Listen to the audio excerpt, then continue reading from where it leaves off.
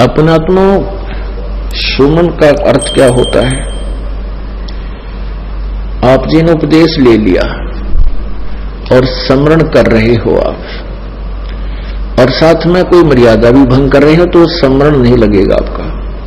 कुछ पुण्यात्मा से कहते हैं जी हमने नाम भी ले रखा है, हम भक्ति भी कर रहे हैं, और फिर भी हमारे ऊपर आपत्ति आई है और भयंकर आज आ गई है। तो कहने का भाव ये है इस दास का कि उन्होंने स्मरण नहीं किया, स्मरण में मर्यादा में नहीं रहे। मर्यादा टूट जाने से ऐसी दिक्कत आ सकती है, अन्यथा नहीं आ सकती। तो सिमरण का तात्पर्य है कि परमात्मा कहते हैं दुख में सुमन सब करें, सुख में करे ना कोई। आप दुखी हो, आपको राहत मिली, सुखी हुए, कुछ दिनों के बाद आप इतने भूल जाते हो सत्संग के अभाव से, और फिर गलतियां प्रारंभ कर देते हो। लोक लाज में आके गुरुजी के द्वारा दिए गए आदेश की अवहेलना कर देते हो, उल्लंघन कर देते हो, मर्यादा तोड़ देते हो, तो काल का दाव लग जाता है। कुछ एक ऐसे भक्त हैं जिनके पिछले पुण्य अच्छे होते हैं, और वो पुण्यों के कारण, पिछले पुण्य तो है ही, उन पुण्यों के कारण वो सुखी है। जिस इस नकली लोक में जिसको हम सुख मानते हैं वो संसारिक दृष्टि से सुखी है, और उसने उपदेश भी ले लिया है। और एक ऐसा प्राणी है जिसके पूर्व जन्म के पुण्य गणे नहीं है, उस पर आपत्ति आ गई है। परमात्मा कबीर जी की शरण में यहां आ गया है, आने से उसने नाम लेने से लाभ शुरू हो गया है। तो कुछ दिनों के बाद उसको दुख आने बंद हो जाएंगे, क्योंकि पुण्य बढ़ जाएंगे, पाप समाप्त कर देता है परमात्मा।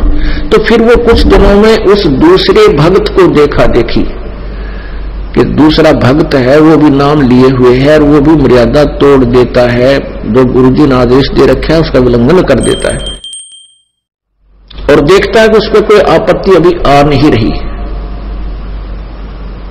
उसको देखकर वो स्वयं भी विचलित होकर के कोई मर्यादा भंग कर देता है। तो ऐसे फिर आपत्तियां फिर प्रारंभ हो जाती है। जिस व्यक्ति ने उपदेश भी ले रखा है और नाम भी खंडित कर दिया, तो उस पर अब मंत्र उसका है नहीं उसके पास। इस नाम की कमाई बिल्कुल नहीं है। जिसने बीड़ी पी ली, शराब पी ली, मांस खा लिया, या कोई आम उपासना कर ली, या लोक लाज में आके परमात्मा वाले नियम से वो वंचित हो गया, तो उसकी भक्ति नहीं चल रही, उसके पिछले पुण्य चल रही है। और वो सत्संग भी आ जाता है, नहीं भी आता है, बीड़ी भी पीता है, एकाजी में गुट्टी भी ला लेता है, और वो फिर भी कहता मैं संत रामपाल का शिष्य हूं। वो कह रहा है पर वो दास का शिष्य नहीं है। हाँ, उसके साथ क्या बनेगी? फिर एक ही दम इतनी आपत्ति आवेगी जब उसके पुण्य समाप्त हो जाएंगे, वो बक्कल उतरेगा, और फिर वो व्यक्ति आकर के कहेगा कि मैंने तो नाम ले रखा था जी, हमारे घर पे भी ऐसी आपत्ति आएगी।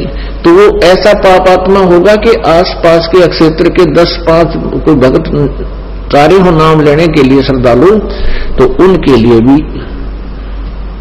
वो एक रोड़ा बन जाएगा। यो कहेंगे देखो उनका नाम ले रखा था, आज उनको इतनी आपत्ति आएगी। तो उसके पास नाम नहीं था भगवान वाला, परमात्मा का प्रोटेक्शन नहीं था। जब लग हंसा हमरी आना, और काल लगे नहीं तेरा बाणा। जब तक हम परमात्मा की मर्यादा में रहेंगे, आन माने मर्यादा, तब तक काल का अटैक हमारे पर नहीं होगा।